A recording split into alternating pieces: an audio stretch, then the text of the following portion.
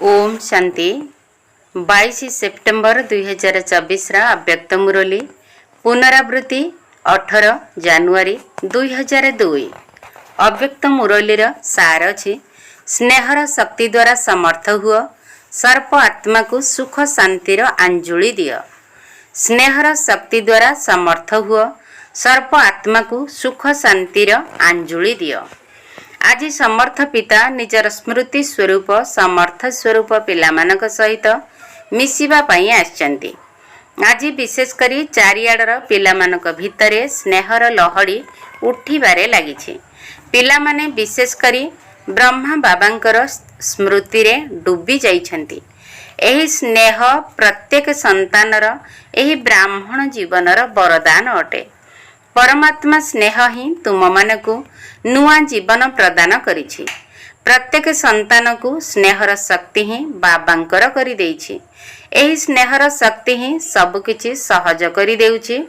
जेतेबेले तुमे माने स्नेहरे डूबी जाउछ सेतेबेले जे कोनसी परिस्थिति को सहज अनुभव करूछ। बाप दादा मध्य कहउछंती जे सर्वदा स्नेहर सागर रे बुड़ी रही थाओ, कारण स्नेह एभली छत्र छाया अटे जहा भितरे मायार छाई मध्य पड़ी परिबो नाही। तेणु सहजरे माया जीत होई जिवो। जेउ आत्मा निरंतर स्नेहरे बुड़ी रही थाए ताकू कौनसी कथारे मेहनत मध्य करिबाकू पड़े नाही। स्नेह सहजरे बाबांक सम्मान करि दिए। तेणु स्नेह बदलरे किछि भी समर्पण करिबा सहज होई थाए। तेबे आज मध्य अमृत बेला ठारू प्रत्येक संतान बाबांक गଳାରେ स्नेहर माला पिंधाउथिले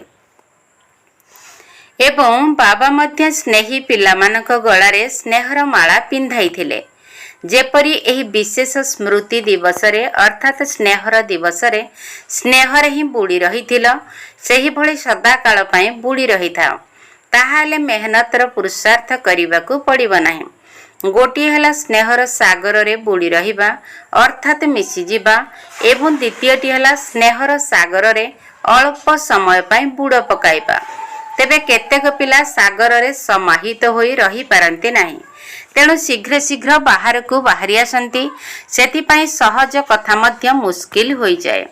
तेबे तुम मानकु सागर सहित मिसी जिबा जणा अछि तो, कारण मिसी जिबार ही मजा अछि। तेणु ब्रह्मा बाबा मध्य सदा सर्वदा बाबांकर स्नेह को निजर दिल भितरे समाहित करी रखिथिले। एहार स्मारकी कलिकता रे देखाइछंती। गंगा नदी सागर सहित मिसी जाइछि। एबे बाप दादा सबु पिलांक ठारू एही कथा आशा करूछंती जे बाबांकर स्नेहर प्रमाण स्वरूप बाबांक सहित समान होई देखाओ। संकल्प रे सर्वदा समर्थता रहू। एबे तो व्यर्थर समाप्ति समारोह पालन कर, काहेकि ना व्यर्थ केबे भी तुम मानकु समर्थ हेबा पई देब नाही।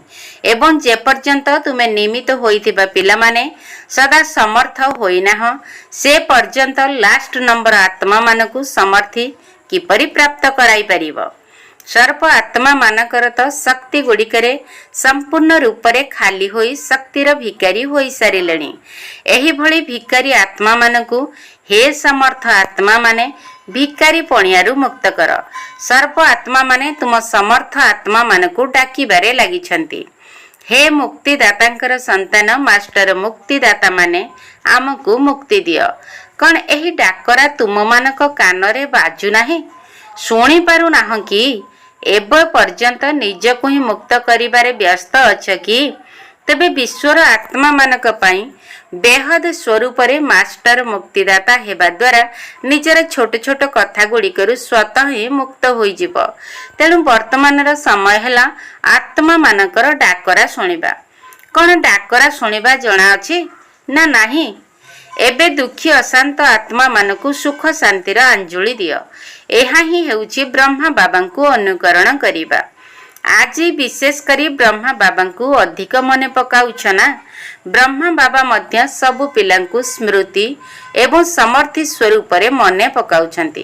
केतेक पिला तो ब्रह्मा बाबांक सहित वार्तालाप करिबारे मिठा मिठा उलु गुणा मध्य देइछंती जे आपण एते शीघ्र काहेकि चली गले एवं आउ गोटे उलुगुणा अर्थात अभियोग मध्य करुछंती जे आम मानक ठारू विदाय नहीं काहेकि गल नाही।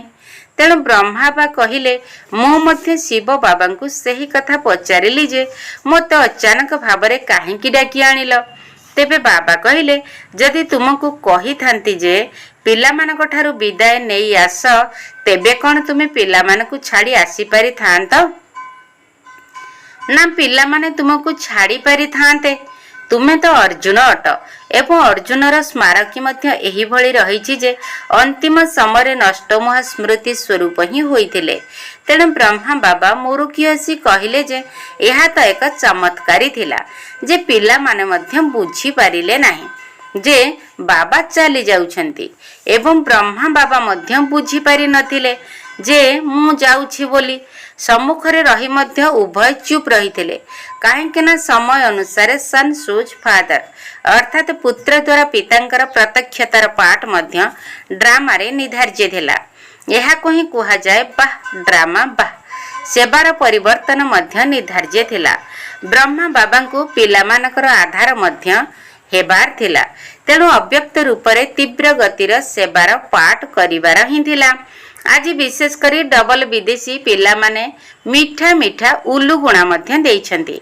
कौन डबल विदेशी माने उलुगुणा देइछना?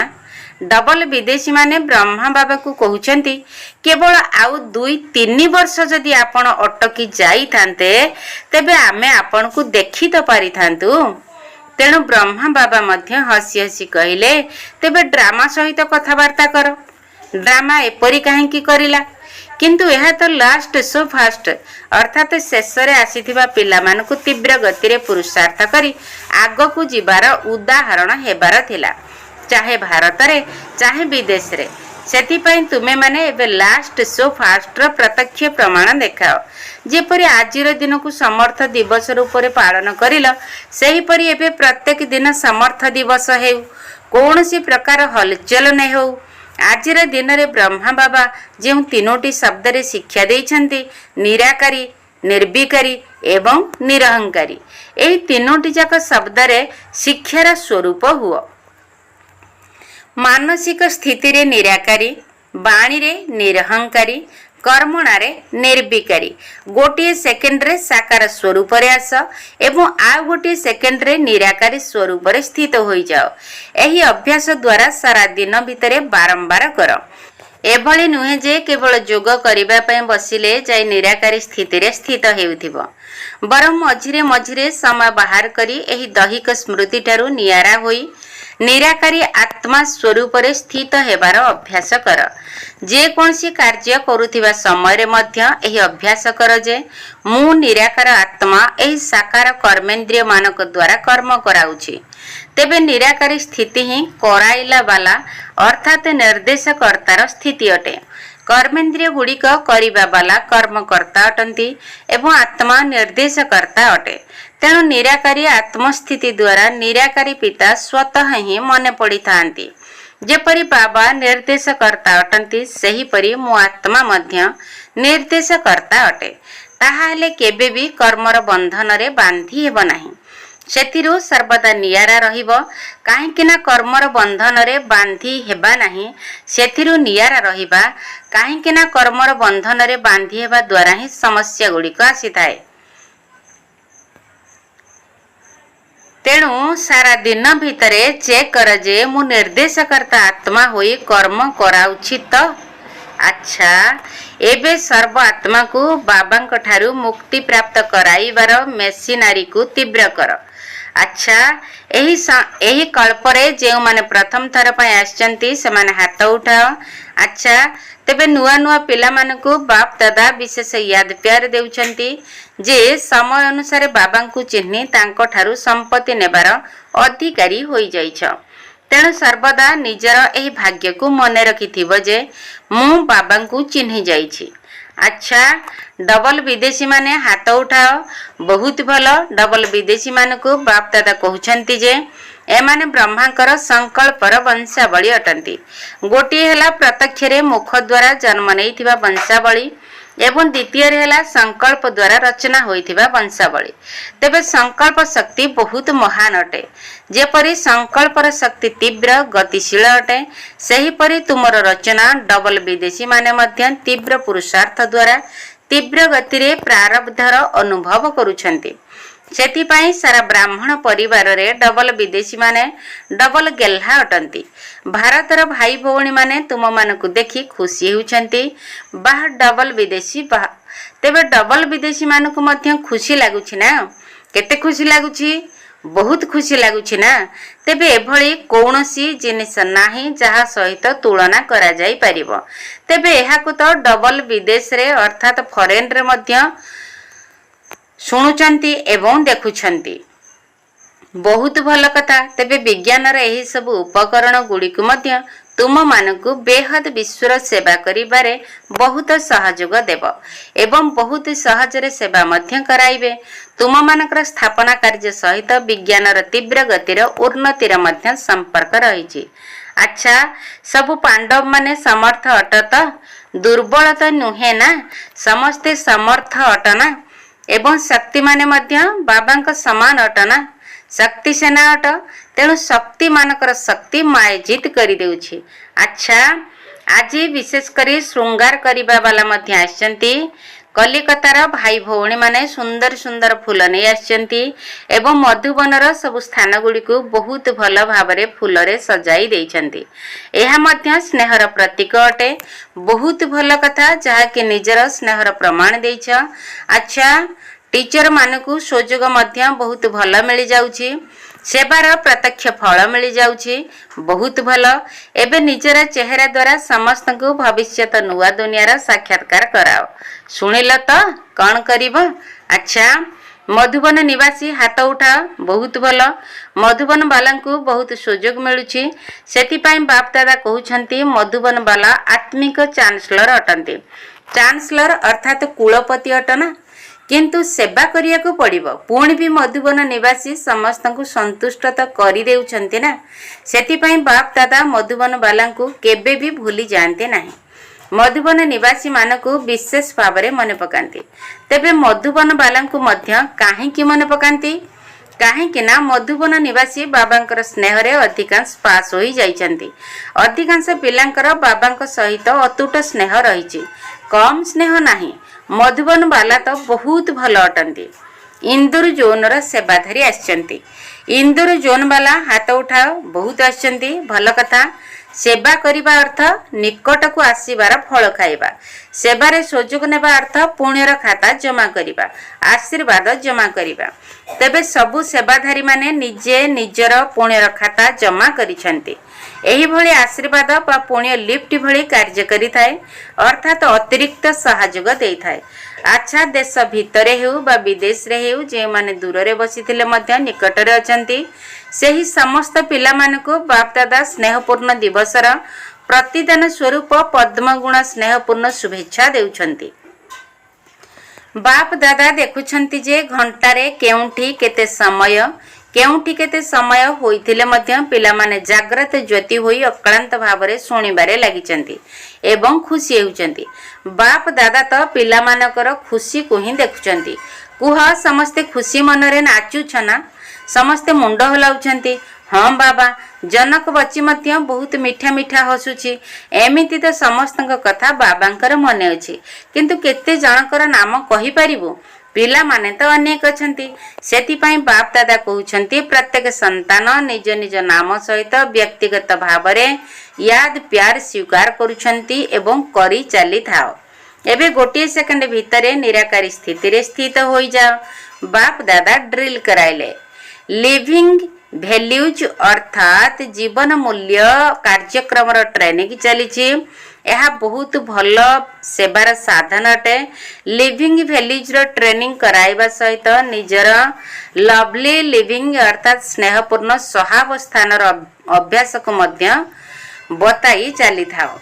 अच्छा, बाप दादा आज गुलजार बच्ची को गोटे कथा कहते, विशेष भाव अभिनंदन मध्य देउथिले जे ब्रह्मांकर शरीर ହେବାର ସେବା ଯେଉଁଭଳି ଭାବରେ ଏହି ରଥ 33 ବର୍ଷ ପୂରଣ କରିଛି ତାହା ମଧ୍ୟ ବଚିର ଡ୍ରାମାରେ ପାର୍ଟ ରହିଛି। ତେବେ ବାବାଙ୍କର ସହଯୋଗ ଏବଂ ବଚିର ସାହସ ଦୁଇଟି ଯାକ ମିଶି ପାଠ କରୁଛନ୍ତି। ଆଚ୍ଛା, ସର୍ବଦା ସ୍ନେହର ସାଗରରେ ସମାହିତ ହୋଇଥିବା, ସର୍ବଦା ଲଭରେ ଅର୍ଥାତ୍ ସ୍ନେହରେ ଲଭଲିନ୍ ହୋଇ ରହୁଥିବା, ସର୍ବଦା ନିର୍ଦ୍ଦେଶକର୍ତ୍ତା ଆତ୍ମା ସ୍ୱରୂପରେ ସ୍ଥିତ ରହୁଥିବା, ସର୍ବଦା ତିନୋଟି ଯାକ ଶବ୍ଦର ଶିବ ମନ୍ତ୍ରକୁ ପ୍ରତ୍ୟକ୍ଷ ଜୀବନରେ ଧାରଣ କରୁଥିବା, ସର୍ବଦା ପିତାଙ୍କ ସମାନ ମାଷ୍ଟର ମୁକ୍ତିଦାତା ହୋଇ ବିଶ୍ୱର ଆତ୍ମାମାନଙ୍କୁ ମୁକ୍ତି ପ୍ରଦାନ କରୁଥିବା, ସମସ୍ତ ସର୍ବଶ୍ରେଷ୍ଠ ଆତ୍ମାମାନଙ୍କୁ ବାପ ଦାଦାଙ୍କର ସ୍ନେହ ସମ୍ପନ୍ନ ଶୁଭେଚ୍ଛା ଏବଂ ନମସ୍ତେ। ଦାଦିଜୀଙ୍କ ସହିତ ଆଜିର ଦିନରେ ବିଶେଷ କରି ବାବା ପିଲାମାନଙ୍କୁ ବିଶ୍ୱ ସମ୍ମୁଖରେ ପ୍ରତ୍ୟକ୍ଷ କରିଛନ୍ତି। ବାବା ନିର୍ଦ୍ଦେଶକର୍ତ୍ତା ହୋଇ ଏବଂ ପିଲାମାନଙ୍କୁ କର୍ମକର୍ତ୍ତା ରୂପରେ ପ୍ରତ୍ୟକ୍ଷ କରିଲେ। ଏହା ବହୁତ ଭଲ କଥା। ଏହିଭଳି ସ୍ନେହର ଲହଡ଼ି ସମସ୍ତଙ୍କୁ ନିଜ ଭିତରେ ସମାହିତ କରିଦେଉଛି। ଆଚ୍ଛା, ଶରୀରକୁ ଚଳାଇବାର ବିଧି ଜାଣିଗଲଣି ନା? ଶରୀରକୁ ଚଳାଉ ଚଳାଉ ଦିନେ ବାବାଙ୍କ ସମାନ ଅବ୍ୟକ୍ତ ହୋଇଯିବ। ଏହାର ସହଜ ପୁରୁଷାର୍ଥ ହେଲା ଆଶୀର୍ବାଦ ନେବା। ସାରା ଦିନ ଭିତରେ କେହି ବି ଯେପରି ନାରାଜ ନ ହେଉ, ସମସ୍ତଙ୍କ ଠାରୁ ଆଶୀର୍ବାଦ ମିଳୁ। ଏହା ହିଁ ହେଉଛି ଫାଷ୍ଟ କ୍ଲାସ୍ ପୁରୁଷାର୍ଥ। ସହଜ ମଧ୍ୟ ଅଟେ, ଫାଷ୍ଟ କ୍ଲାସ୍ ମଧ୍ୟ ଅଟେ। ଠିକ୍ ଅଛି ନା? ଶରୀର କିପରି ବି ହୋଇଥାଉ, କିନ୍ତୁ ଆତ୍ମା ଶକ୍ତିଶାଳୀ ଅଟେ ନା? ତେବେ ତୁମେମାନେ 14 ବର୍ଷ ଧରି ଯେଉଁ ତପସ୍ୟା କରିଛ, ସେହି ତପସ୍ୟାର ବଳ ସେବା କରାଉଛି। ଏବେ ତ ତୁମର ବହୁତ ସାଥୀ ହୋଇଗଲେଣି, ବହୁତ ଭଲ ଭଲ ସେବାର ସାଥୀ ଅଛନ୍ତି। ବାସ୍ ତୁମକୁ ଦେଖି ଖୁସି ହେଉଛନ୍ତି, ଏତିକି ମଧ୍ୟ ବହୁତ ଅଟେ। ଠିକ୍ ଅଛି। ବରିଷ୍ଠ ଭାଇମାନଙ୍କ ସହିତ ଡ୍ରାମା ଅନୁସାରେ ସେବାର ଯେଉଁ ସବୁ ଯୋଜନା ଗୁଡ଼ିକ ହେଉଛି ତାହା ବହୁତ ଭଲ ହେଉଛି ଏବଂ ସମସ୍ତେ ସବୁବେଳେ ସଂଗଠନ ଭିତରେ ପ୍ରତ୍ୟେକଙ୍କ ଠାରୁ ସ୍ନେହ ବା ଆଶୀର୍ବାଦ ନେବା ପାଇଁ ବାଳକ ତଥା ମାଲିକର ପାଠକୁ ପକ୍କା କରି ପରସ୍ପରକୁ ଆଗକୁ ବଢ଼ାଇବା ସହିତ ପରସ୍ପରର ବିଚାରକୁ ସମ୍ମାନ ଦେଇ ଯଦି ଆଗକୁ ବଢ଼ି ଚାଲିବ, ତେବେ ସଫଳତା ହିଁ ସଫଳତା ମିଳି ଚାଲିବ, ଅର୍ଥାତ୍ ସଫଳତା ନିଶ୍ଚିତ ମିଳିବ। କିନ୍ତୁ ଏବେ ଯେଉଁମାନେ ନିମିତ୍ତ ଆତ୍ମାମାନେ ଅଛନ୍ତି, ସେମାନଙ୍କୁ ବିଶେଷ ଭାବରେ ସ୍ନେହପୂର୍ଣ୍ଣ ସମ୍ବନ୍ଧରେ ଆଣିବା ଅର୍ଥ ସମସ୍ତଙ୍କର ପୁରୁଷାର୍ଥକୁ ତୀବ୍ର କରିବା। ତେବେ ସ୍ନେହର ଅର୍ଥ ହେଲା ନିଃସ୍ୱାର୍ଥ ସ୍ନେହ। ଯେଉଁଠି ନିଃସ୍ୱାର୍ଥ ସ୍ନେହ ରହିଛି, ସେଠାରେ ପରସ୍ପରକୁ ସମ୍ମାନ ଦେବେ ମଧ୍ୟ ଏବଂ ନେବେ ମଧ୍ୟ।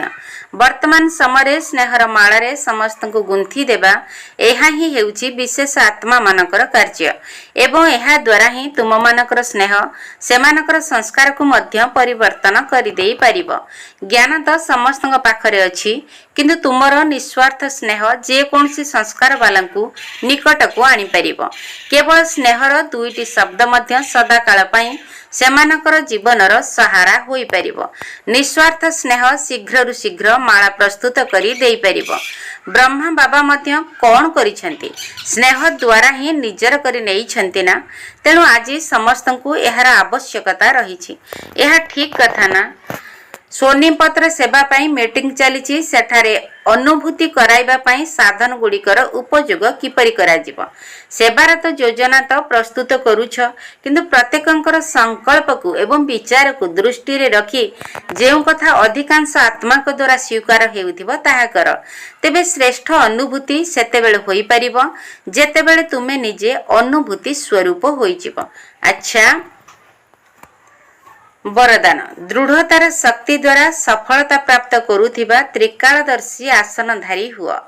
ଦୃଢ଼ତାର ଶକ୍ତି ଦ୍ୱାରା ସଫଳତା ପ୍ରାପ୍ତ କରୁଥିବା ତ୍ରିକାଳଦର୍ଶୀ ଆସନଧାରୀ ହୁଅ। ଦୃଢ଼ତାର ଶକ୍ତି ଶ୍ରେଷ୍ଠ ଶକ୍ତି ଅଟେ, ଯାହାକି ଅବହେଳା ପଣିଆର ଶକ୍ତିକୁ ସହଜରେ ପରିବର୍ତ୍ତନ କରିଦେଇଥାଏ।